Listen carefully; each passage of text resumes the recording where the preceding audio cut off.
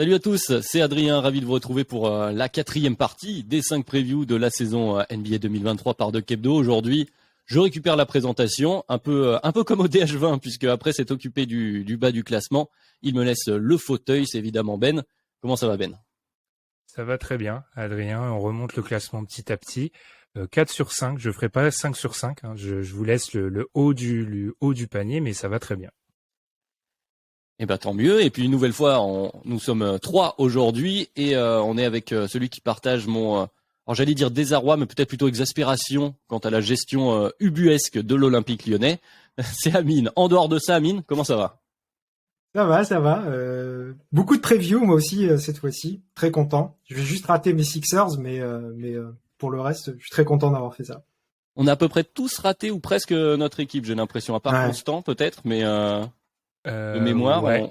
Ouais, Tom a pas eu les Grizzlies, Gabin a pas eu les Raptors. Ilias a eu Détroit. Si, Ilias est constant. Ouais, le bas du classement, finalement. Et donc aujourd'hui, voilà, pour nos previews, on commence à se rapprocher, alors si ce n'est des contenders, en tout cas des outsiders pour cette saison régulière, ceux qui vont se battre pour au moins aller chercher, ils vont tenter d'aller chercher l'avantage du terrain en play-off, a priori en tout cas.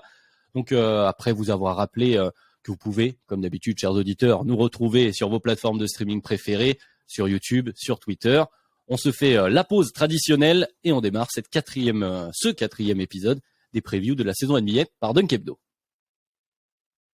Alors messieurs, entrons directement dans le vif du sujet et vrai sujet pour démarrer cet épisode puisque on attaque avec les Brooklyn Nets donc projetés par le classement d'ESPN de Kevin Pelton, je le rappelle évidemment une nouvelle fois, à 45,6 victoires. Alors si on revient sur la saison dernière, Brooklyn c'était mitigé, mais tout de même bon, 8e offense, 21e défense. On s'est posé une question, Ben, tu as posé une question qui est qui jouera le plus de minutes au poste 5 cette saison? Et vraie question puisque il y a un trou à l'intérieur. Alors après, c'est pas forcément des joueurs qui ont joué énormément de minutes la saison dernière, mais on n'a plus de la Marcus Aldridge, plus de Blake Griffin, plus d'André Drummond. On va récupérer quoi? Markieff Morris. On a toujours Nick Claxton, bien sûr, et l'éternelle question du retour Ben Simmons. Ben, qu'est-ce qu'on fait du poste 5 du côté des Nets? Tu l'as dit, Adrien, c'est un peu un point de bascule. C'est un peu pour ça que j'ai posé cette question. D'abord parce que c'est objectivement leur moins bon poste des 5, hein, ce poste 5. Et puis aussi parce que ça rejoint un petit aspect théorique qu'on aime bien chez Dunk Hebdo. Alors d'abord, vraisemblablement, on donnera le poste de titulaire à Nick Claxton, qui est un joueur, je sais, qui est assez apprécié, qui a participé, qu'à 94 matchs en 3 saisons NBA. C'est très très peu. Et même si je pense que certaines de ses faiblesses, notamment au lancer franc, sont rédhibitoires pour des playoffs, comme on est sur une preview de la saison régulière, ce que je me permets de rappeler pour les fans de certaines franchises, saison régulière, et bien du coup, je pense que ça passera. Mon petit problème, c'est plutôt, si j'ai posé cette question des minutes, c'est la tendance à se blesser de Nick Claxton. Son backup, en théorie, d'Aaron Sharp, c'est un joueur de 2e année, ne suivant plus trop la draft. Je l'ai pas vraiment vu. De ce que j'ai vu, ça a l'air d'être un joueur qui a l'air solide au rebond, mais il a joué très peu de matchs la saison dernière, une trentaine, donc ça me semble un peu limite pour un poste de backup. Du coup, se pose la question du fameux serpent de mer, Ben Simmons au poste 5. Il y a un petit paradoxe avec ça parce que, première chose, Steve Nash semble vouloir beaucoup faire jouer, ou en tout cas c'est une de ses volontés, mais dans ce 5 small ball avec un Ben Simmons serait, s'il revient à 80% de ce qu'il est, le meilleur défenseur. Et d'un côté, tu lui demanderais peut-être d'être le protecteur de cercle, du coup, parce qu'il n'y a pas de joueurs qui peuvent protéger le cercle. Donc à voir. J'ai un peu envie de voir comment vont faire ces Nets, parce que c'est une équipe qui a investi de manière assez étrange sur le poste 5, que des jeunes ou des vétérans en fin de course. Il n'y a pas eu de joueurs vraiment étiquetés solides depuis le départ de Jarrett Allen. Donc ça m'intéresse beaucoup de voir ce qu'ils vont faire. Ah, du coup, Amine, je te pose cette question. Qu'est-ce que tu ferais, toi, à la place de Steve Nash? Comment articuler ce poste 5 du côté des Nets sur la saison régulière, déjà, dans un premier temps? Moi, je recruterais un pivot, mais je pense, je pense qu'avec l'effectif en place, je pense que Ben Simmons aura le plus de minutes au poste 5 pour la bonne et simple raison que, comme tu l'as dit en fait, Ben, Steve Nash va donner beaucoup de minutes à Ben Simmons et Ben Simmons et Nick Claxton en même temps sur le terrain, moi ça me paraît très compliqué parce qu'il n'y a pas seulement l'absence de shoot, il y a les lancers où ils vont sûrement être très ciblés. Les deux ont des pourcentages vraiment pas terribles au lancer franc. c'est vraiment se mettre une grosse difficulté de les mettre les deux ensemble. Donc, sachant comme tu l'as dit que derrière c'est De'Aaron Sharp. De'Aaron Sharp, il est intéressant. C'est un joueur qui se développe doucement. Il a lui pour le coup un tout petit bout de shoot, mais c'est très jeune et ça va peut-être faire un peu plus de minutes en régulière que l'année dernière. Mais je pense que c'est pas encore prêt. Donc moi je pense que c'est Simmons qui aura le plus de minutes. Et je suis un peu inquiet parce que la protection de cercle de Ben Simmons c'est pas son fort. C'est un super défenseur, mais c'est pas son fort. J'imagine que KD va faire beaucoup de protection de cercle en second rideau si Ben Simmons est au poste 5. Mais j'ai un petit peu peur que Ben Simmons ait énormément de responsabilités sur lui cette saison. C'est-à-dire, on a l'impression que pour un joueur qui a pas joué depuis presque 2 ans, ça dépend de lui si les Nets vont faire une bonne saison ou pas. Parce qu'en dehors de améliorer la défense, le plus gros défaut des Nets la saison dernière, il va aussi devoir améliorer au niveau playmaking et apporter le playmaking qui manque à cette équipe. Et c'est pareil, Ben Simmons, c'est un très bon playmaker, mais qui n'a pas le jump shot. Et ça limite tout de suite l'activité au niveau du playmaking. Et s'il ne revient pas en forme, ça risque d'être très compliqué et pour lui et pour les Nets en fait. Ouais, moi je suis un peu d'accord avec vous, c'est à peu près ce que j'avais noté. Il y a deux aspects. Il y a déjà donc la paire théorique Claxton-Sharp qui alors pose un souci de temporalité. Moi je l'ai noté comme ça, c'est-à-dire que par rapport au reste de l'effectif, notamment à Kevin Durant, Kyrie Irving, où tu as envie de gagner dès maintenant, ils sont peut-être eux encore en développement dans leur début de carrière, en tout cas en plus au poste de pivot qui met souvent un peu plus de temps à éclore ou en tout cas à atteindre le niveau plancher nécessaire pour être au niveau d'un contender. Et puis la question Ben Simmons, bon, il y a plusieurs aspects, tu en as bien parlé Amine, cet aspect, vous en avez parlé tous les deux, l'aspect terrain, l'aspect basket. Déjà il y a les deux côtés du terrain, c'est-à-dire qu'il y a la défense, il y a l'attaque. Est-ce qu'en attaque tu le fais jouer le rôle de pivot? Ça pose aussi une question. Ben Simmons, il est meilleur balle en main, surtout si tu veux rajouter du playmaking. T'as aussi quand même d'autres joueurs qui préfèrent avoir la balle en main. Bon, il pourrait être efficace théoriquement, c'est ça la théorie qui revient régulièrement sur short roll. Il pourrait prendre les décisions rapidement, mais est-ce qu'il le veut vraiment? Pour moi, c'est aussi l'autre aspect, c'est qu'il y a un aspect mental, psychologique. Avec le cas Ben Simmons, on sait qu'il a jamais vraiment voulu jouer poste 5. Il y a déjà cette problématique de retrouver le terrain, de retrouver l'envie, le plaisir de jouer, retrouver son niveau petit à petit. Est-ce que c'est maximiser les chances de retrouver Ben Simmons à son plein potentiel que de tout de suite le mettre dans une situation qui lui est pas favorable déjà psychologiquement? Pour moi, c'est une vraie problématique. Et du coup, après, qu'est-ce qui te reste comme solution? Les quelques passages de Kevin Durant poste 5 qu'on a déjà vu où il devait un peu tout faire, mais on voit que ça commence à tirer. Hein. Kevin Durant, il est plus tout jeune aussi. Et puis voilà, derrière quoi, TJ Warren au poste 5, Markieff Morris. Bon là, après, on arrive dans des fantaisies qui seront difficilement applicables, en tout cas, j'imagine. Non, je suis assez d'accord et pour un peu rebondir, tu vois, avec ce qu'on dit là, ça prouve aussi. Alors, je pense qu'il y a une volonté offensive de Steve Nash de le mettre parce que, alors, je vous rejoins. Offensivement, il y a certains problèmes, mais il y a toujours ce fantasme de se dire, avec un Ben Simmons qui distribue pour des shooters autour, tu lui ouvres les lignes de drive et ça peut, je pense que ça reste un fantasme. Mais moi, c'est vraiment ce sous-investissement, ou en tout cas, cette manière très, je vais pas dire analytique, mais c'est un courant de pensée dans la NBA qui pense que le pivot est un joueur qui est très facilement remplaçable. Et non, en fait, parce que la manière dont ils investissent dans le poste de pivot, je pense que ça va être pour eux rédhibitoire à un moment, mais encore une fois, on parle de saison régulière, donc ça devrait passer sur de la saison régulière. Bon, bah, du coup, pour conclure, pour résumer autour de ce Canet, je vais vous poser question un peu plus générale. Je vais te la poser à toi, Amine, là, du coup, pour démarrer. C'est quoi l'objectif? Comment on qualifierait la saison des Nets de réussie avec une qualification en play-off sans play-in, avantage du terrain sur la saison régulière, ça semble quand même compliqué. Il y a du monde également à l'est. Voilà, où tu places la barre pour cette preview de nouvelle saison NBA? Je pense qu'une saison réussie pour Brooklyn cette année, c'est l'avantage du terrain. Avec tout ce qui s'est passé justement, une saison où il termine 6-7e, je pense qu'on aura les mêmes problèmes l'été prochain avec les mêmes dramas et ça recommencera avec peut-être Ben Simmons en plus.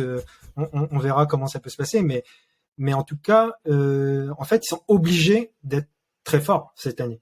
Je dis pas que c'est ce qu'ils vont faire. Moi, je suis assez inquiet quand même pour eux, même si je pense que ça joue pas le play-in. C'est une équipe, pour moi, on va dire entre 4 et 6, c'est là où ils vont se situer. Ils vont être à la bataille avec des équipes comme les Cavs, par exemple, comme le Heat. Mais je pense que l'objectif, c'est d'être très fort cette année et ils ont intérêt à l'être. Après, ils ont du personnel quand même. Ils ont ce manque poste 5, mais ils ont un gros personnel à côté. C'est vrai que si on parle en plus talent, en tout cas vers le haut, enfin, il y a toujours Kyrie Irving et Kevin Durant. Alors Kyrie Irving, quand il joue, évidemment, on connaît cette problématique. C'est vrai qu'on est un peu dur là avec les Nets face à cette incompréhension, cette vraie problématique au poste 5. Ben, est-ce que tu crois que le talent, toi aussi, suffira pour aller chercher l'avantage du terrain? Oui, c'est une problématique, donc on axe, mais moi je regarde le bilan de la saison dernière, avec tout ce qui s'est passé, ils en gagnent 44 l'année dernière quand même. Donc pour moi, j'ai 6 équipes identifiées qui vont se battre pour l'avantage du terrain et je les mets dedans, en fait. Donc pour moi, avec sans ordre particulier, Milwaukee, Cleveland, Boston, Philadelphie, Brooklyn et Miami. Ce sont les 6 équipes qui se battent pour l'avantage du terrain et je les sors pas de ce groupe-là. Je pense qu'ils peuvent finir à peu près partout de 2 à 6. Je serais étonné qu'ils finissent 1, mais 2 à 6, ça me paraît possible. Il existe peut-être un monde parfait où Ben Simmons revient à un niveau extraordinaire. La théorie se réalise et peut-être qu'ils finissent tout le temps haut, mais effectivement, ça semble un peu compliqué. Alors, réponse, donc évidemment, en fin de saison, mais on va continuer puisque on a encore pas mal d'équipes à voir, notamment aujourd'hui. Changement de conférence.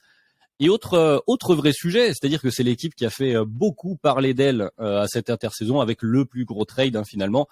Vous me voyez venir, on va parler des Wolves, de l'arrivée de Gobert. Donc les Wolves qui sont projetés à 45,7 victoires, c'est-à-dire 0,1 au-dessus des Nets. Donc c'est finalement assez peu. Donc après une saison plutôt correcte, 7e offense, 13e défense. Donc on est au milieu de la ligue du côté des Wolves, mais on vient de récupérer Rudy Gobert, hein, c'était la grande info de cette intersaison. Alors, question posée par Ben, mais cette fois-ci, du coup, Amine, je vais te lancer toi. On entendra Ben derrière. On a vu des progrès d'ailleurs en défense l'année dernière. On rajoute Gobert qui statistiquement doit aider d'ailleurs dans cette projection d'ESPN, ce modèle mathématique. Est-ce que ça va suffire? Est-ce que les Timberwolves vont devenir une vraie menace défensive et garder leur efficacité, Amine? Ils vont forcément être une bonne défense cette année. Quant à Rudy Gobert sous ton panier, c'est difficile de pas être une bonne défense. Même le Jazz qui jouait avec un personnel qui ne défendait pas autour de Gobert quasiment en entier, on avait une défense bonne. Ça se voyait qu'il y avait des problèmes dans leur défense, mais tu avais une défense bonne au niveau des ratings. Et donc cette année, quand tu ajoutes Rudy Gobert, forcément tu as une bonne défense. Moi, la question que je me pose sur leur défense, elle est au niveau de Towns au poste 4. Ça, c'est une vraie question. J'ai du mal à l'imaginer à ce poste défensivement. C'est sûr que 4, c'était pas le meilleur pivot défensif, ça, c'est un euphémisme. Mais défensivement, je le trouve quand même plus intéressant au poste de pivot qu'au poste 4. J'ai un peu peur qu'il se fasse un peu exposer face à des ailiers plus rapides et des joueurs qui lui conviendront pas en défense. Maintenant, il faut quand même ajouter qu'il n'y a pas que Gobert qui est arrivé, il y a Kyle Anderson et PJ Dozier, et c'est 2 très bons défenseurs. Surtout Kyle Anderson, c'est vraiment un excellent playmaker défensif. Donc pour moi, ça va être une très bonne défense cette année, meilleure que l'année dernière. Est-ce que quand tu as posé la question, du coup, Ben, toi aussi, c'était le cas Karl Anthony Towns qui te posait question? Parce que bon, on lui reprochait justement, comme tu le disais, Amine, au poste 5, de peut-être pas trop aimer le contact. Peut-être que le poste 4 lui cirait plus, mais peut-être un peu peur du coup, c'est le contre-coup de sa vitesse de déplacement pour contenir les postes 4, les petits postes 3 en NBA. Est-ce que c'est ça qui te posait question, Ben? En partie, ouais. Ouais, t'as bien deviné. Oui, il y avait de ça. Parce qu'on avait vu l'année dernière, les Wolves, ils étaient partis sur une défense avec Finch ils avaient appelé ça high wall defense, donc ultra agressif sur le porteur de balle, sur le pick and roll. Et ce qui leur a permis de générer beaucoup de turnovers. C'était la 2e équipe qui en générait le plus la saison dernière. Et du coup, avec notamment la défense de Beverley par exemple, sur le pick and roll, avec Karl Anthony Towns, de pallier à certaines déficiences défensives. Moi, je me demande vraiment ce qu'ils vont faire parce que en lisant les interviews au début du training camp, ils commencent déjà à annoncer qu'ils vont avoir 2 schémas défensifs, un quand Gobert sera sur le terrain, un quand Gobert sera pas là. Quand Gobert sera sur le terrain, ils vont jouer en drop et ils ont annoncé avoir beaucoup travaillé le drop sur le début du training camp et ils devraient sur le reste du temps retrouver cette défense-là, notamment avec Towns en 5. Alors déjà, je me pose vraiment la question de comment ça peut marcher d'avoir 2 schémas défensifs selon qui est sur le terrain. Et puis aussi, j'ai hâte de voir si c'était vraiment réel ce qui s'est passé la saison dernière. Parce que quand on regarde les stats, les Wolves, c'est une équipe qui laissait beaucoup de tirs à 3 points dans le corner aux équipes adverses et beaucoup de tirs dans la raquette, ce qui est statistiquement pas des bons tirs à laisser, et les équipes n'avaient pas un bon taux de réussite face à eux. Donc j'ai hâte de voir ça. Alors bien évidemment, sachant que c'est Rudy Gobert, les équipes seront un peu moins tentées d'aller au cercle, mais j'ai hâte de voir cette défense. Et moi je pense qu'aussi, pour rejoindre un peu ce qu'a dit Amine, c'est il y a eu des ajouts, mais je trouve que ça met plus de pression sur D'Angelo Russell et Anthony Edwards qui vont faire plus, parce que Beverley par exemple n'est plus là. On peut citer aussi Vanderbilt, Beverley, ils perdent beaucoup, et j'ai hâte de voir comment ils vont s'ajuster à ça. Ah bah c'est exactement ce que j'avais noté, c'est parfait. Donc évidemment, Amine, tu l'as cité, l'arrivée de Kyle Anderson, c'est plutôt bien également sur les ailes pour un joueur qui bouche les trous, un joueur intelligent, notamment en défense. Mais effectivement, moi ce que j'avais noté, c'est la question du fameux, avec l'anglicisme, point of attack, c'est-à-dire que le problème entre guillemets de cette défense des Wolves sur le papier en tout cas, c'est de défendre le porteur de balle principal, notamment s'il est sur les postes arrière.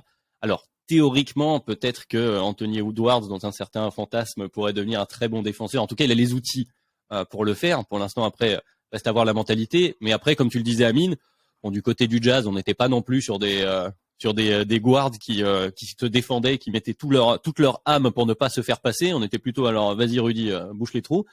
Et ça fonctionnait tout de même. Donc, on peut estimer qu'ils seront une bonne défense. Est-ce qu'ils seront une défense élite? Moi, j'en doute, notamment par rapport à ce point-là de la défense du porteur de balle principal. Après, sur le papier, ça reste assez fort. Et puis, il y a l'autre côté du terrain. C'est vrai que là, la question, tu l'as axée sur la défense Ben.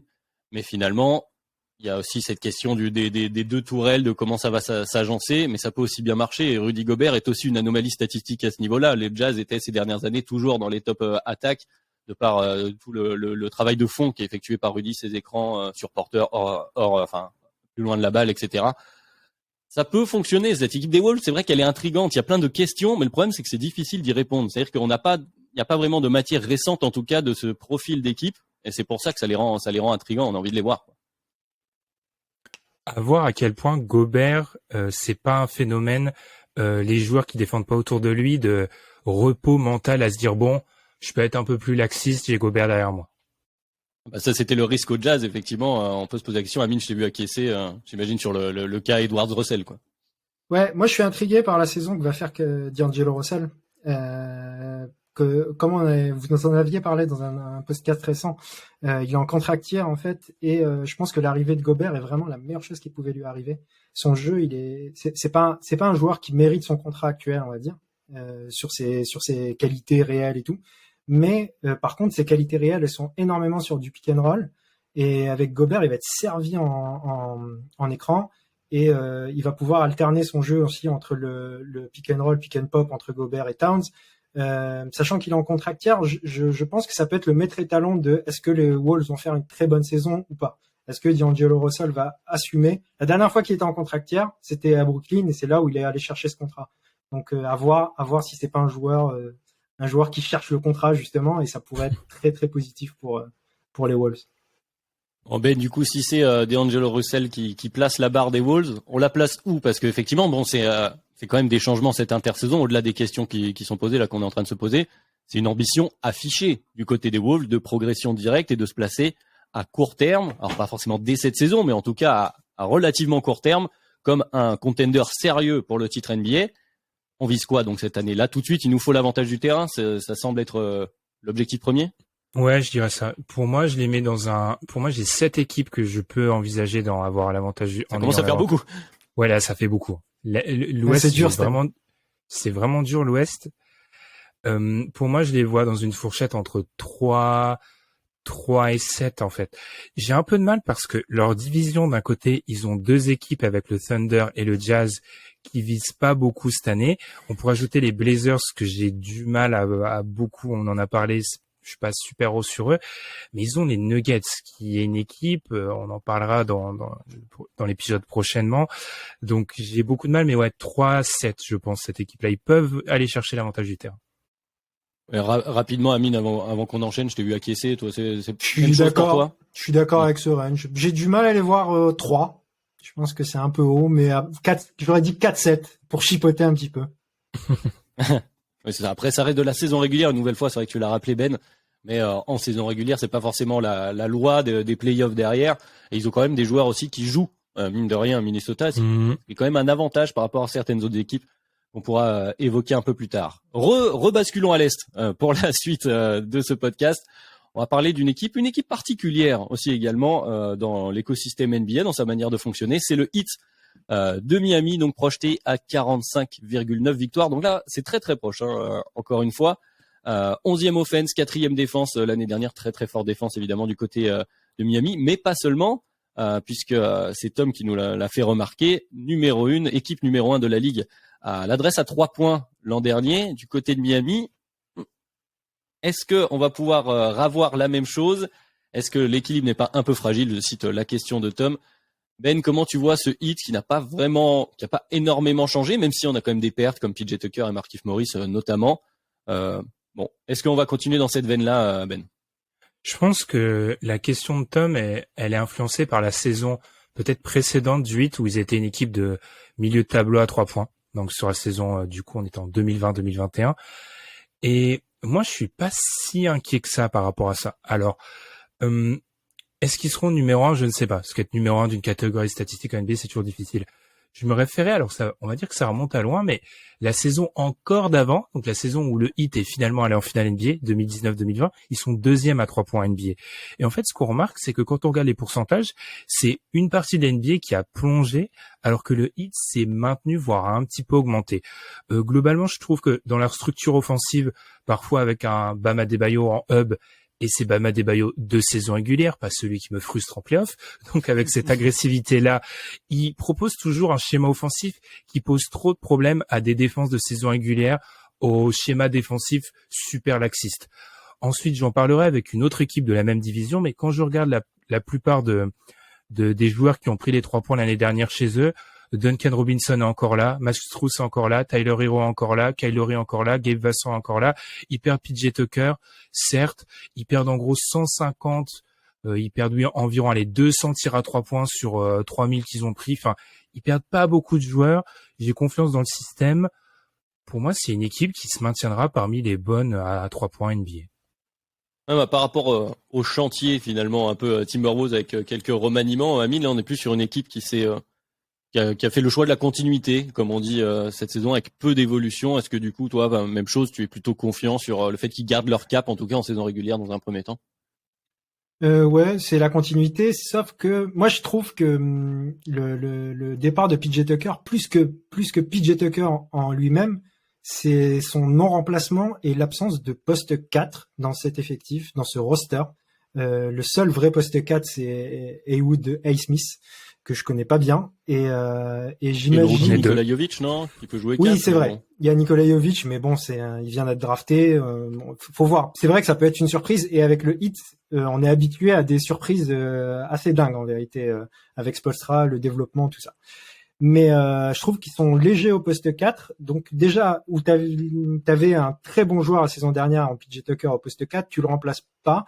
J'imagine qu'ils vont peut-être tenter des line-up où ils seront très petits, avec du Caleb Martin, voire même du Butler en 4. Et moi, c'est le seul truc qui me gêne un petit peu. Je trouve qu'ils jouent la continuité. On aura peut-être un meilleur Kyle Lowry aussi cette année. C'est pas sûr, mais en tout cas, si on a un meilleur Kyle Lowry, ça permet d'avoir une évolution tout de même importante avec un joueur qui a montré ces dernières années vraiment au niveau leadership, au niveau de ce qu'il t'a apporté sur le terrain. C'est quand même très important. Donc, il y a ce problème au poste 4, mais dans l'ensemble, avec une organisation qui fonctionne, qui chaque année arrive toujours à se renouveler, à fonctionner avec Spoelstra.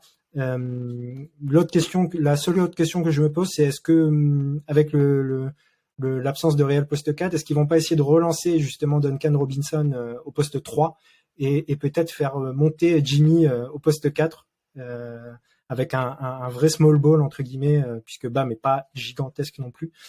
Et donc c'est la question que je me pose. Moi je les vois se maintenir dans les hauteurs de la conférence Est. Faut juste voir comment ça clique avec l'effectif. Ouais, je suis comme vous, j'avais noté à peu près la même chose, je suis assez confiant, et également à cette question poste 4, j'avais noté cette problématique là sur laquelle tu viens de terminer, Amine. C'est-à-dire que bon, décaler Jimmy Butler en poste 4, ça a l'air d'être la première solution qui vient en tête. Après, on en a assez parlé après sa performance en play-off qu'il a fait remonter en flèche dans le DH20. Jimmy Butler en saison régulière, on est quand même sur la pédale de frein. C'est même pas qu'on lâche l'accélérateur, c'est qu'on est clairement sur la pédale de frein. Donc lui demander de prendre le rôle d'un PJ Tucker qui avait aussi un profil particulier, c'est pas du tout celui de Jimmy Butler sur un terrain de basket. Ça demanderait qu'il se donne un peu plus. Donc ça pose une première question. Et la question de Duncan Robinson que j'avais noté aussi parce que Duncan Robinson qui est toujours un artilleur fou, mais qui ne peut pas vraiment défendre en play-off. On l'a vu, il a vu son temps de jeu plonger. Il a pratiquement plus utilisé au bout d'un moment. Quelle influence sur sa confiance à lui, qui est donc quand même le point central, on va dire, du jeu off-ball du côté du Heat. Voilà, c'est une question que je me suis notée comme ça après en saison régulière. C'est parfait pour un joueur comme Duncan Robinson. Je pense que voilà, avec cette problématique, il va retrouver des minutes, il va courir de partout, mettre des 3 points qui n'existent pas, frustré, notamment notre cher Alan Guillou qu'on salue et qui ne comprend pas quand le Heat se prend feu à ce point-là. Donc effectivement, on est peu inquiet. Je sais pas si vous voulez ajouter beaucoup de choses. Le Heat finalement qui est assez stable dans une NBA qui bouge avec des questions d'autre côté, quelques équipes quand même qui sont solides, qui tentent de se renforcer. Un choix de la prudence, on va dire. Ben, je pense qu'on peut conclure comme ça. Moi, il y a des prévus que je comprends pas parce qu'on va y revenir, parce qu'on a une dernière équipe de la division Southeast. Il y a beaucoup de personnes qui mettent le Heat au play-in, enfin notamment John Onagers de The Athletic. Alors j'ai pas fait HEC ou Polytechnique, mais 6 équipes directement en play-off avec aucune de la Southeast, j'ai un peu de mal à trouver dans quel monde c'est possible. Donc en fait, il faut en trouver une. Et moi, alors ça ne surprendra pas les auditeurs du podcast, je suis plus enclin à donner cette place au Heat qu'aux Hawks. Voilà, bêtement. Voilà. On en parlera d'ici une autre petite équipe, si tu veux. Je pense que tu seras bien inspiré à ce moment-là. On va continuer notre chemin parce que c'est vrai que le Heat est assez stable et finalement le Heat, on va finir par avoir un résultat par rapport aux performances des autres équipes autour. J'ai l'impression que c'est un peu ça la finalité. Donc rebasculons d'abord à l'Ouest avant de revenir dans la division du Heat avec l'équipe surprise de la saison dernière. Je pense qu'on peut dire ça comme ça, qui a fini une deuxième à l'Ouest. Ce sont les Grizzlies et Memphis Grizzlies, donc qui sont projetés un peu plus bas forcément dans ce classement-là, 46,1 victoires. Ils étaient à 56 victoires pour 26 défaites. La saison dernière, 4e attaque, 5e défense, donc une très très belle saison régulière. Amine, tu nous as dit en off que tu t'es pas mal posé des questions sur ces Grizzlies, avec des pertes de Melton, de Kyle Anderson, qu'on a évoqué d'ailleurs un petit peu plus tôt. Des pertes pas vraiment compensées, et du coup, quel impact ça aura selon toi ?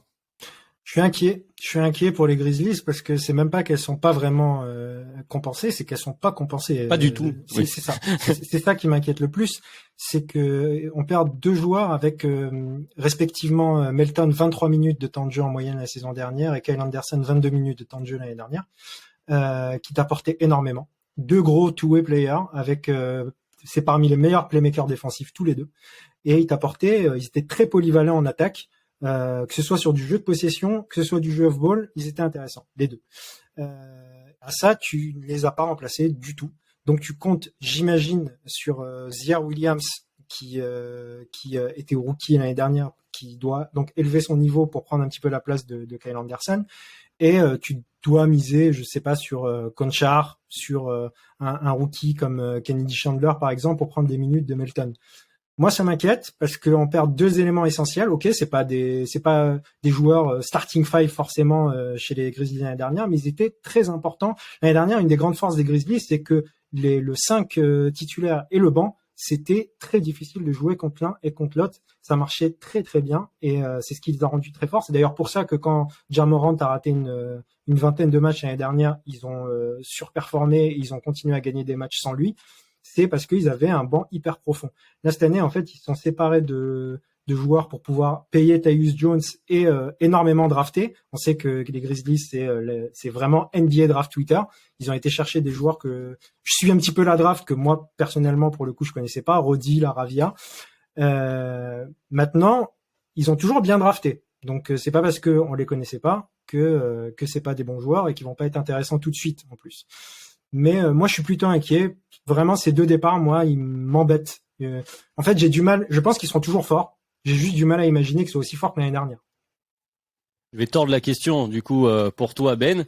Est-ce que finalement, donc tout ce que vient d'illustrer Amine, c'est-à-dire que comment dire, le collectif global sur l'effectif, la profondeur de l'effectif des Grizzlies devenant alors, plus faible, je ne sais pas, mais en tout cas ne se renforçant pas, est-ce que du coup, finalement, cette saison, c'est pas allez, Ja, prouve-nous ta place dans le DH20, finalement? Un peu. Je pense que c'est aussi un modèle qu'on a du mal à comprendre parce qu'il prône un peu la patience.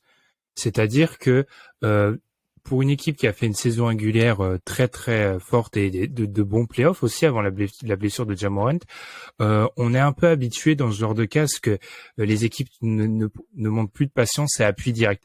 Et c'est vrai que du coup là on peut se dire il y a ces deux pertes-là, il y a la question au poste 4 parce que Jaren Jackson, je rappelle qu'il va rater le début de la saison. Donc qu'est-ce que tu fais au poste 4? Donc moi j'ai surtout l'impression qu'ils sont dans un, comme l'a dit Amine, il y a vraiment cette volonté de beaucoup drafter. Tu sais qu'à Memphis, tu ramèneras pas de grands joueurs, donc je pense qu'ils considèrent qu'ils n'ont pas encore le fameux moment dont on parle très souvent, celui où il faut appuyer sur l'accélérateur. Ils l'ont pas encore fait, donc ils sont pas encore, je pense, dans la rétention de joueurs, de role-players importants pour avoir des ambitions. Ce que aurait pu être un Kyle Anderson, parce que Anderson qui part dans une équipe qui affiche des ambitions, c'est pas un hasard non plus en fait. C'est même criant sur sa valeur. Donc je pense qu'ils sont encore dans cette période-là. À voir, moi je trouve ça intéressant. Et oui, il y a un peu de est-ce que Ja Morant, parce que c'est un joueur que, si vous avez écouté le DH20, si c'est pas le cas, foncez, c'est un peu long, on sait. Moi c'est un joueur que j'ai beaucoup de mal à classer cette année, donc si ça peut me donner des éléments de réponse, c'est bienvenu, quoi. Ouais, justement, moi ce que je m'étais noté, c'est intéressant, c'est qu'ils en font un peu, c'est un peu l'antithèse des Hawks Knicks d'il y a une ou deux saisons. Ce que proposent les Grizzlies, c'est malgré une très très bonne saison, tu finis quand même deuxième de ta conférence, tu pourrais estimer, ça y est, tu as les pièces centrales de ton prochain effectif contender en NBA, tu veux garder tout le monde, tu payes un peu cher, ce qu'on fait aussi les Blazers il y a quelques années. Finalement, tu restes assez prudent. Je pense que eux aussi le voient qu'effectivement, donc Ja Morant est certain, ça sera une star en NBA. Peut-être qu'il n'est pas encore tout à fait prêt, justement, qu'il y a encore des questions auxquelles ils ont envie de répondre. Ils savent que Desmond Bane, a priori, devrait être aussi la deuxième pièce de ce fameux effectif qui devrait les amener un peu plus tard en tant que contender. Mais sans paniquer, je pense qu'ils se sont dit, par rapport à leur temporalité à eux et celle des autres aussi en NBA, parce qu'on l'évoquait rapidement tout à l'heure, et on va faire que avancer là-dessus au fur et à mesure des previews. À l'ouest, c'est la guerre des tranchées en haut à l'ouest cette saison. Je pense qu'en ayant conscience justement voilà de la temporalité des autres équipes NBA, ils prônent, comme tu l'as dit Ben, la patience, en tout cas la raison sur quand sera leur fenêtre de titre en NBA. On en parle souvent de cette fameuse fenêtre et donc de quand mettre le coup d'accélération. Et ils estiment, puisque Ja Morant et Desmond Bane sont encore des jeunes joueurs, que tu auras le temps de les garder en tant que pièce centrale un tout petit peu plus tard et que c'est peut-être pas maintenant qu'il faut all-in pour prendre une analogie poker. Effectivement, avec voilà les questions Jaren Jackson qui est blessé, tu as des blessures qui restent ici et là. Voilà, tu as des joueurs de valeur, tu peux les envoyer. Merci Kyle Anderson pour les travaux. Voilà, je trouve pour moi c'est très raisonnable ce que font les Grizzlies. Alors peut-être que ça va être une saison décevante pour certains fans qui se verraient un peu beau après cette saison dernière et qui voudrait justement, de toute façon, on a toujours envie que notre équipe gagne le plus de matchs possible et aille encore plus loin que la saison d'avant. Peut-être que ce sera moins bien, mais j'ai l'impression de mon côté en tout cas que c'est un choix de raison du côté des Grizzlies. Je vous pose une question, les gars, ils auraient pu faire quoi en fait? Parce que si jamais ils décident d'adresser notamment ce poste 4 ou de remplacer ces joueurs-là avec une autre carte que celle de la progression interne, ça aurait voulu dire soit investir financièrement, ce qui a aucun sens pour une équipe qui va devoir signer beaucoup de jeunes joueurs, ou échanger certains de ces jeunes joueurs. Donc pour moi, ça a pas trop de sens. Donc c'est une équipe, et malgré tout cela, moi je les mets dans mon groupe de 7 équipes qui visent davantage du terrain en fait. Donc ils perdent pas trop dans l'équation, je trouve. Moi, j'étais inquiet et vous m'avez convaincu tous les deux, hein, parce que j'avais pas vu le truc dans ce sens-là. Et en fait, c'est vrai qu'il y a un côté raisonnable. En fait, d'une certaine manière, considérer que la saison dernière exceptionnelle était plus du domaine de l'anomalie et ne pas faire n'importe quoi tout de suite pour aller griller les étapes et peut-être faire des bêtises. Moi, je suis déçu pour eux du départ de Melton et Anderson, mais quelque part, comme vous l'avez dit, pour moi, ça joue au pire le play-in, quoi. Au pire, la 7e place. Je les vois pas en dessous. Je pense qu'ils ont un plafond quand même assez élevé. Donc finalement, effectivement, ça ressemble à une gestion bon père de famille en quelque sorte. Donc au moins c'est pas une gestion catastrophique. Ça va pour essayer de répondre à ta question, Ben. Qu'est-ce qu'ils auraient pu faire d'autre? Pas grand-chose. On revient souvent aussi à cette question de petit gros marché. Quand t'es Memphis, tu vas pas attirer de gros free agents. Il y avait pas en plus d'énormes free agents à ramener. Bon, alors il y avait les cas des joueurs qui voulaient partir de chez eux, mais est-ce que tu avais matière à aller balancer toute ta famille pour Kevin Durant ou que sais-je cet été? Ça aurait pas été justement une gestion de bon père de famille. Amine, ça aurait été plutôt la date aurait toqué à la porte. Mais du coup voilà, je pense qu'il y avait pas beaucoup mieux à faire dans la situation. Des Grizzlies, une nouvelle fois, faut toujours prendre en compte le contexte, leur situation à eux, leur temporalité, celle du reste des équipes NBA, et puis l'état du marché des Grizzlies qui, en plus, tu peux considérer que Ja étant en pleine progression, en pleine explosion, à la fois sur le terrain, mais aussi médiatiquement en NBA, d'ici quelques free agency, tu pourrais te retrouver avec des joueurs qui demandent à venir jouer avec Ja Morant. C'est une possibilité aussi. Tu as aussi toujours Jaren Jackson, qui est aussi un joueur très intéressant, Desmond Bane. Bref, une base de jeunes joueurs qui ne sont pas encore à leur plein, à leur zénith, à la fois basket et médiatiquement. Donc peut-être que tu décides que la fenêtre sera un peu plus tard, et je pense que ça a l'air d'être le bon choix. En tout cas, c'est l'impression que j'en ai actuellement. Et je sais pas si vous voulez faire d'autres constats sur les Grizzlies. Effectivement, a priori, ce qu'on peut se dire, vas-y Amine, je t'en prie, mais genre a priori, bon, les résultats, l'ambition est un peu moins élevée que ce qu'on a pu voir la saison dernière. Juste, en fait, le truc vraiment positif avec leur excellente draft à répétition, c'est que si ça se développe vraiment bien, en fait, ils ont déjà un top 3 potentiel. Un vrai top 3 avec une option numéro 1, une option numéro 2, ton défenseur peut-être générationnel à l'intérieur. Donc, en fait, c'est vrai que faut prendre son temps, finalement. C'est vrai qu'en plus, oui, ils ont les bons joueurs au bon poste, entre guillemets, dans la même temporalité. C'est-à-dire qu'il y a quand même les voyants globalement, même si, comme tu l'as dit, Amine, une problématique, si on parle que résultat de cette saison qui va arriver, on pourrait être inquiet pour les Grizzlies. Mais si on se place sur le temps, j'allais dire le temps long, peut-être pas, mais sur un moyen terme en tout cas, il n'y a pas de raison de paniquer, à mon avis, du côté des Grizzlies, surtout après. Finalement, une gestion plutôt belle de la transition par rapport au Grit and Grind juste avant. C'est allé assez vite du côté des Grizzlies. Je pense qu'on peut être satisfait. À ton avis, Ben, comment se sent Tom? Alors Tom, après cette séquence, va dire « Bien les gars, mais... » Voilà. Effectivement, c'est du Tom dans le texte. On aura l'occasion de vérifier. On vous confirmera tout ça sur Twitter. Donc n'hésitez pas à aller suivre le compte Dunk Hebdo. Je fais ça comme un influenceur maintenant. Et on va continuer nos previews et repasser de l'autre côté dans la fameuse division chère à Ben et parler d'une projection qui nous pose question quand on l'a vu, en tout cas dans cette projection ESPN, puisque oui, on continue de grimper dans les places de cette projection. Et ce sont les Hawks qu'on retrouve donc au-dessus des Grizzlies, du Heat, des Wolves, les Atlanta Hawks. Donc projetés à 46,2 victoires. Vous connaissez les Hawks l'année dernière. Deuxième attaque, 26e défense. Le décor est posé. Et les Hawks qui sont peut-être l'équipe qui a fait le deuxième trade, qui a fait le plus parler. Alors, on va se poser la question de son impact sur le terrain, évidemment. Mais en tout cas, un trade assez surprenant pour DeJounte Murray, donc qui a rejoint les Atlanta Hawks. Et donc, la première question, on rajoute DeJounte Murray, qui était l'homme à tout faire, le plus gros usage aux Spurs, qui lui a valu une sélection All-Star. Bon, après, évidemment, blessure, etc. Mais en tout cas, une sélection All-Star, ça y est, c'est fait, c'est dans le palmarès. On rajoute DeJounte Murray à côté de Trae Young, qui est un des fameux soleils qu'on a souvent évoqué, Ben, dans l'héliocentrisme en NBA. Est-ce que ça va perturber cette attaque? Est-ce qu'on va continuer? Est-ce que Trae Young suffit pour garder une top 5 attaque, encore une fois, Ben? Je pose la question, tout simplement. Alors, cette année, je pense pas. Alors, cette question, je vais répondre par quelque chose qui a l'air pas logique, dit comme ça. S'ils restent top 5 attaque, c'est une mauvaise nouvelle pour eux. Parce que je pense qu'ils doivent apprendre à diversifier leur attaque, en fait. C'est ça et si tu diversifies, tu vas avoir des problèmes, en tout cas des difficultés sur les débuts. Diversifier leur attaque, c'est quoi? C'est avec un DeJounte Murray, donner un peu plus parfois la balle à DeJounte Murray. Je rappelle la stat qu'on avait donnée dans le premier épisode des previews. 4e joueur qui a touché le plus de ballons la saison dernière, qui en touchait le plus par match. Et vraisemblablement, Alors la pré-saison vaut ce qu'elle vaut, c'est pas ce qui se passe en ce moment. Du coup, quand on regarde les matchs de pré-saison, où on reste en fait sur du triangle héliocentré avec Dejounte Murray qui a quelques rares ballons.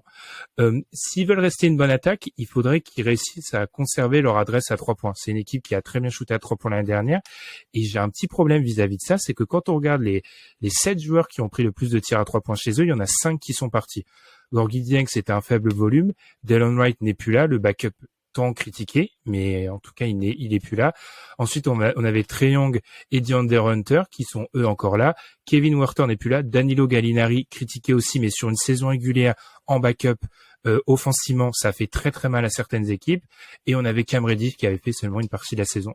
C'est une équipe qui avait maximisé au possible ce que faisait un triangle sur la saison régulière, et je doute qu'ils en arrivent là. Mais pour moi, c'est une bonne nouvelle parce que quand tu as fait ce trade dont tu as parlé, Adrien, c'est pour t'améliorer dans des moments de play-off où triangle n'est plus sur le terrain, où tu dois diversifier ton attaque, et c'est ce qu'ils doivent faire sur la saison régulière.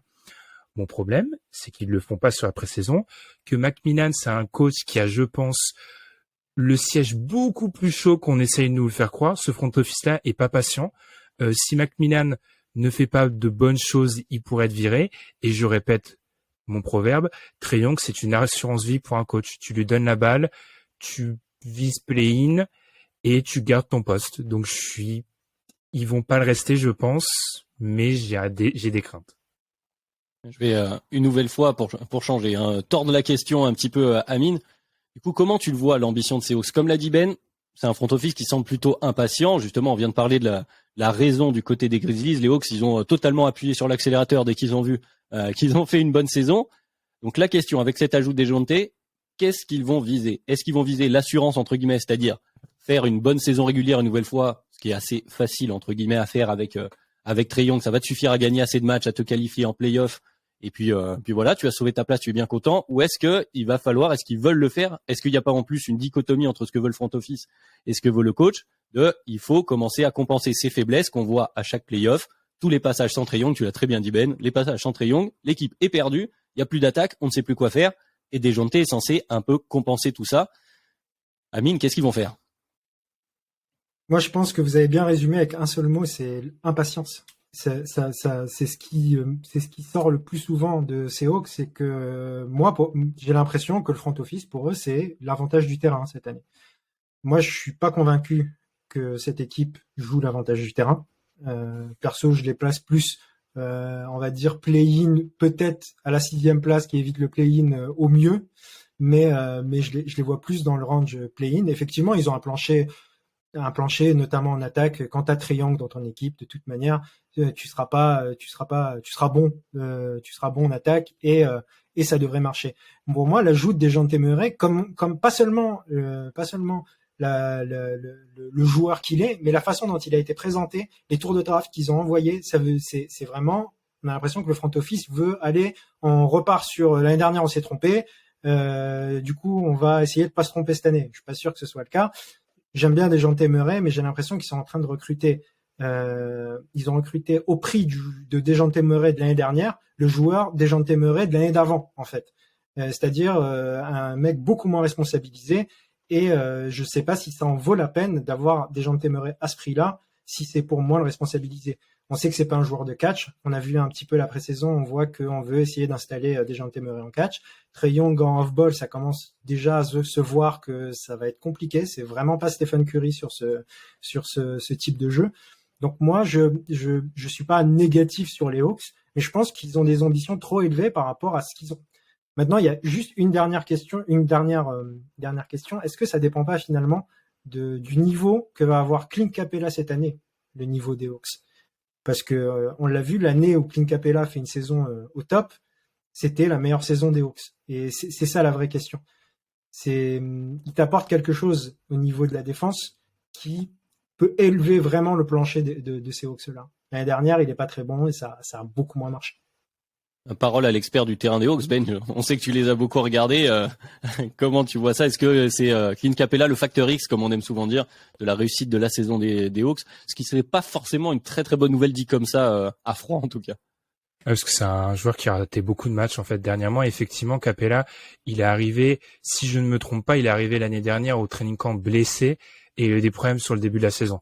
Effectivement, et c'est là aussi un des soucis des Hawks. C'est pas un souci des Hawks, mais sachant que tu as beaucoup envoyé de tours de draft, maintenant un des joueurs les plus importants de ton effectif, et c'était une des autres questions que j'avais mis, ça devient Onyeka Okongwu en fait, parce que c'est potentiellement dans l'effectif rêvé des Hawks, c'est lui le poste 5 en fait, parce que il a cette capacité à être plus dans la défense sur du switch qu'un Capella, et il y a cet espoir qui développe un tir.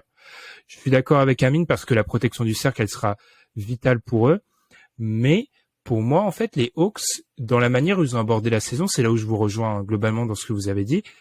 Quand tu investis sur des gens de Temeray, c'est aussi pour arriver pratiquement dans le moitié de tableau défensivement. En fait, quand tu fais cet investissement-là, c'est que tu as ces espoirs-là. Et même un Clint Capella qui avait été assez élite, je sais pas s'ils ont ça en réserve en fait actuellement les Hawks.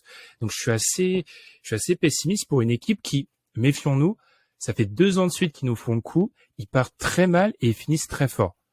Mais j'ai hâte de voir si, encore une fois, si Macmillan, quand ça part mal, va pas retrouver, va pas tout simplement jouer, bon bah allez, Trae Young, prends la balle, usage à 50, et puis on sera top 5 attaque, mais on n'aura pas de vue sur la post-season.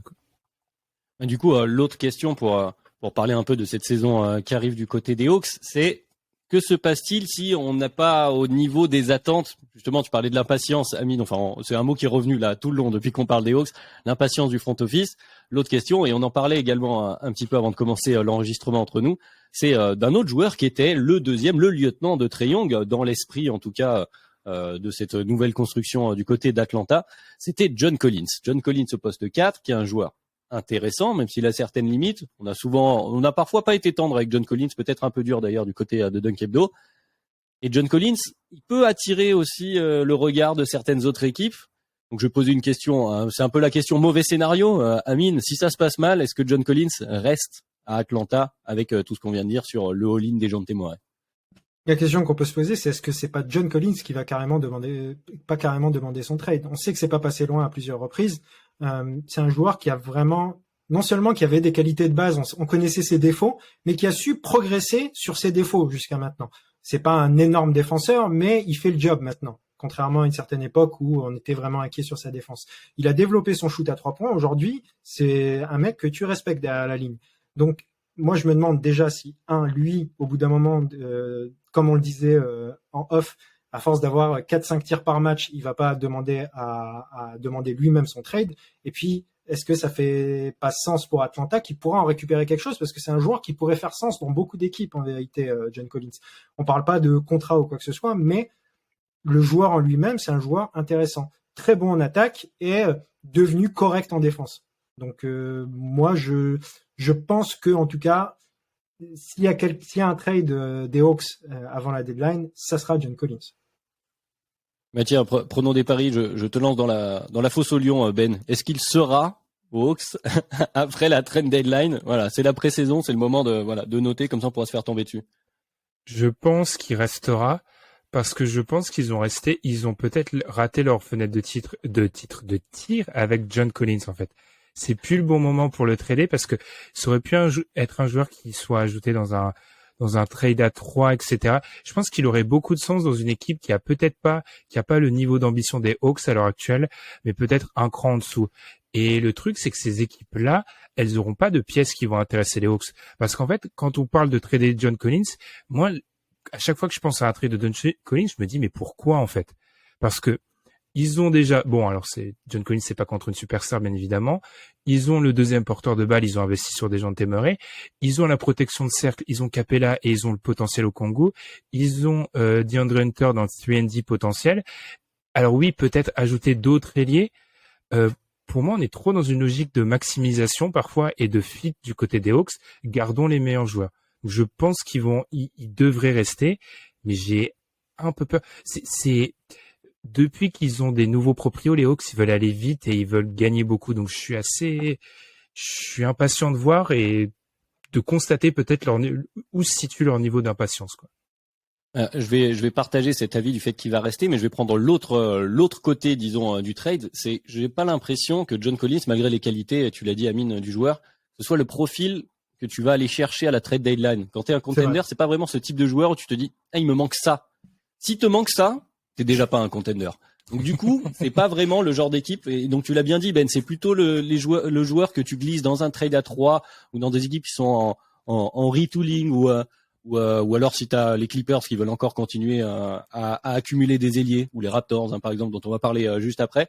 Donc de par aussi également son profil, John Collins, je vois pas, enfin ça m'a pas l'air d'être le type de joueur que tu vas voir sortir, en tout cas être échangé au milieu d'une saison NBA. Bon, après il reste aussi quelques semaines, on sait que des fois en début de saison il peut se passer des choses, mais a priori pas pour des joueurs de ce calibre-là et des contrats aussi de ce niveau-là, puisque tu l'as dit, Amine, pour l'instant on a beaucoup parlé du joueur de basket, mais aussi pour trader John Collins, il faut aligner un peu d'argent, quoi. Vous vous rendez compte que de toutes les previews, actuellement, c'est des Hawks dont on a le plus parlé. Je me sens un peu responsable de ça, mais je m'excuse. Mais tu n'es pas le seul responsable. Je pense que leur trade qui a surpris beaucoup de monde, on l'a beaucoup dit, Dejounte qui a été payé assez cher, et tu l'as bien illustré, Amine, pour un Dejounte qui fait une grosse saison, mais pour le remettre dans un rôle qui n'était pas celui de cette saison-là, mais de la saison encore précédente. Enfin, bref, il y a beaucoup de questions avec les Wolves. C'est ceux qui ont changé un petit peu l'organisation, ou en tout cas théoriquement devaient changer l'organisation de leur équipe. Donc forcément, ça nous fait discuter longuement. Eh bien, écoute, tu l'as bien dit. Passons à la dernière équipe de cet épisode 4, et je l'ai évoqué, l'équipe, le projet 6ix9ine, comme l'a appelé Tom dans la question. Mais avant ça, je vais les présenter. On parle des Raptors, les Raptors de notre cher Gabin. Donc les Toronto Raptors, équipe stable, j'ai envie de dire, projetée à 47,4 victoires, qui était 16e attaque, 10e défense la saison dernière, un projet tout en longueur.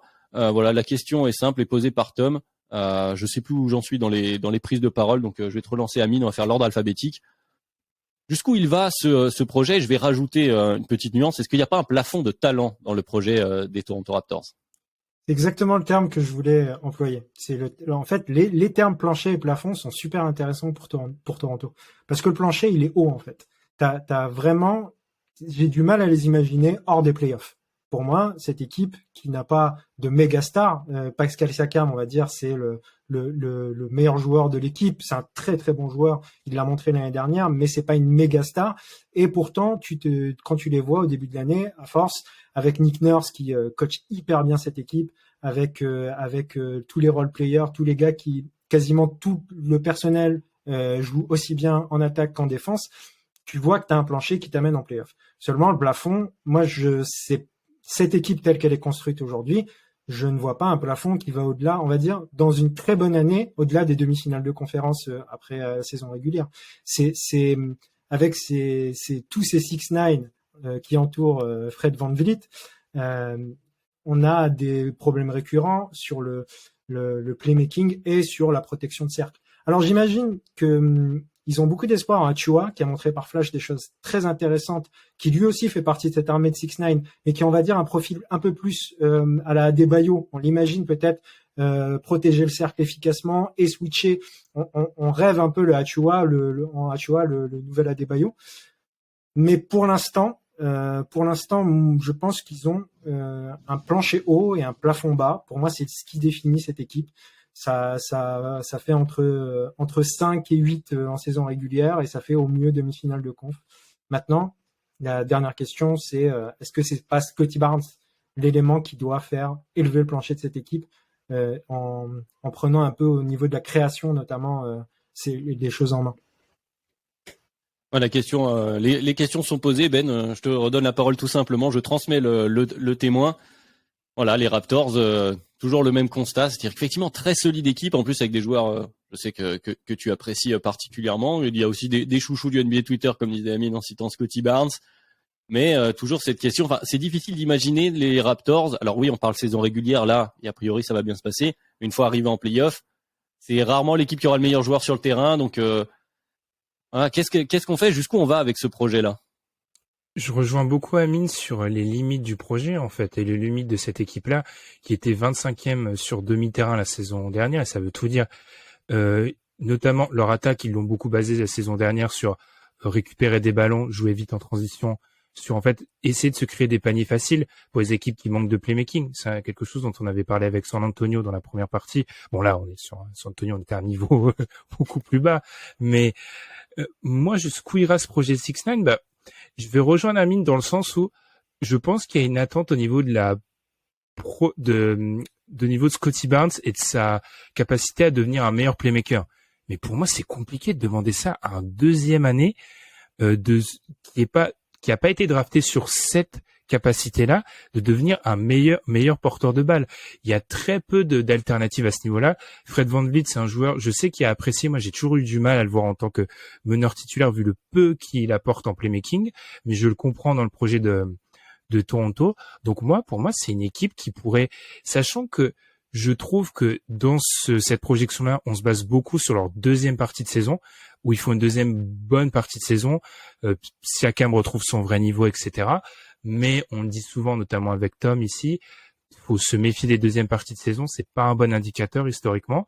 Donc, j'ai tendance à dire que ce projet 6ix9ine là, il pourrait aller potentiellement jusqu'à la trade deadline, et que je sais pas si on l'inclut dans le projet 6ix9ine, mais Gary Trent ou un OG Anunoby pourrait bouger à ce moment-là. Un Gary Trent qui a quand même été récupéré l'année dernière et qui est un des mecs qui prend le plus feu en NBA, qui est quand même assez, voilà, on est assez, on a un constat très froid sur les Raptors, on les vend pas très bien, j'ai l'impression, sur cette preview. Mais en fait, tu vois, c'est une équipe, comme l'a dit Amine, moi je les vois, je vois pas un monde où ils sont hors play-in, mais j'ai du mal à les voir même hors play-in, mais dans l'autre sens, tu vois, c'est-à-dire au-dessus du play-in.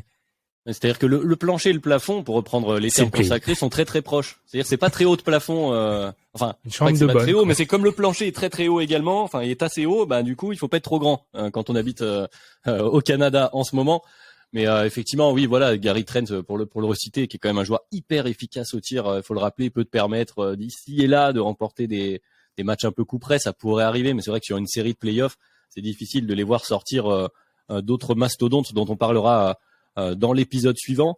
Est-ce que vous voulez ajouter quelque chose sur les Raptors, ou est-ce que justement on va conclure dans les temps pour changer du DH20? Oui, Ben, je t'ai vu lever le doigt très scolairement.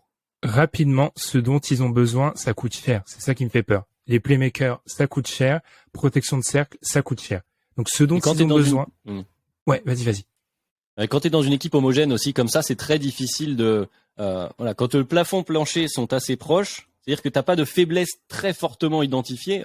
T'as des besoins, mais t'as pas d'immenses faiblesses, et du coup, c'est plus compliqué d'ajuster à la marge. J'ai l'impression que ce type de projet, moi, c'est toujours les questions que ça me pose, et c'est pour ça que j'ai un peu de mal avec cette construction des Raptors, avec cette équipe des Raptors, même si j'aime beaucoup la majorité des joueurs qui la composent. C'est que ce type de construction, je me dis, de toute façon, le plancher, il faut pratiquement tout faire exploser et rechanger le cœur, les fondations de l'équipe si tu veux pouvoir aller plus haut. Alors c'est très bien d'arriver à ce niveau-là, et puis c'est peut-être une ambition très honnête. Je reviens sur cette notion de fenêtre de temporalité. Peut-être que c'est très bien à ce niveau-là, mais pour moi, ce n'est pas en ajustant ou avec Scottie Barnes qui développerait du playmaking que tu vas devenir contender dans un futur proche. J'ai un peu de mal avec ce constat-là. Moi, je pense quand même que pour être un peu plus positif sur les Raptors, en termes d'organisation, avec Masai Ujiri, avec je répète encore, Nick Nurse, je me demande si c'est pas le meilleur coach NBA actuellement. On est sur une organisation tellement bien ficelée. Ils ont gagné le titre en 2019. C'est un peu peut-être d'une manière différente, comme on a dit pour les Grizzlies tout à l'heure. L'objectif, c'est pas forcément d'être contender, en fait, à Toronto. On a bien drafté Scottie Barnes. On a plein de pièces. On en a parlé en 2 minutes. Vous avez parlé de Gary Trent, de Gianni Anunoby. On pourrait parler de Pascal Siakam. On a plein de pièces qui sont tradables, avec des salaires différents et tout. Je pense que l'objectif, c'est continuons à être bons, développons ce qu'on a à développer, et on verra ce qu'on fera plus tard. J'imagine ça comme ça dans le projet Raptors. Et en attendant, ils sont plus ou moins toujours play-in, play-off. C'est ce qui montre que le projet est viable et que tu peux développer intelligemment aussi. Ouais, tu installes aussi une image de marché, excuse-moi Ben, rapidement, après je te laisse enchaîner, mais tu développes cette image d'équipe qui gagne régulièrement, qui est toujours là. Tu as un marché qui est en expansion, je pense qu'on peut le dire un peu, parce que tu as tout le marché du Canada, tout le lobbyisme de ce cher Drake derrière. Donc tu te places comme une équipe qui compte. Comme tu dis, si t'as une star montante, si Scottie Barnes doit prendre la lumière, peut-être qu'à un moment donné, tu pourras enclencher un petit bouton pour essayer d'aller un peu plus loin. Oui, c'est vrai qu'il y a une forme d'intelligence et de sagesse aussi dans la gestion des Raptors. Et je t'en prie, Ben. Ils attendent un mec. Ils attendent un mec à trader. C'est ça en fait. Ils attendent quelqu'un. Ujiri, il veut refaire 2019. Ils attendent quelqu'un et ils accumulent des profils qui ont de la valeur. Ils attendent quelqu'un. Voilà, donc attention aux Raptors à court et moyen terme. Ce sera la conclusion pour eux pour cette saison. On se fait, il n'y a pas d'inquiétude pour les Raptors et en même temps pas non plus d'espoir dingue. C'est une équipe qui est assez stable, une valeur sûre, on va dire, dans cette conférence Est. Mais il y a d'autres équipes qui seront un peu plus haut, en tout cas qui sont projetées un peu plus haut par ce fameux classement d'ESPN. Mais on en reparlera dans le prochain épisode, le dernier épisode des previews de cette année, 5e épisode qui arrivera d'ici peu. Je me souviens plus de la temporalité, Ben, mais je te fais confiance, ça va aller très vite puisque la saison se rapproche. Donc dans tous les cas, ça conclut notre 4e épisode pour aujourd'hui. Merci à tous ceux qui sont restés avec nous pour cette petite heure. On est dans les chronos, hein. Cette fois-ci on a été très bon. Donc merci, merci les gars, bravo à vous. Et puis écoutez, pour les chers auditeurs, n'hésitez pas à nous retrouver sur les plateformes de streaming. Vous avez l'habitude. Laissez les notes, ça fait toujours plaisir. Et c'est vrai, on le répète à chaque fois comme si c'était un protocole obligatoire, mais ça nous fait vraiment plaisir. Donc vraiment, ça nous aide beaucoup. Et ça nous aide effectivement. Vous pouvez échanger avec nous également sur YouTube avec les previews pour ces magnifiques previews. Justement, vous les avez en direct sur YouTube en exclusivité. Et puis sur Twitter, toujours si vous voulez débattre avec nous, nous engueuler parce qu'on n'a pas assez bien vendu votre équipe. Ça nous fait aussi toujours plaisir. On en plaisante évidemment, ça reste que du basketball. Et voilà, et on se retrouve très très vite pour l'épisode 5. Merci messieurs. Merci Adrien. Merci, salut.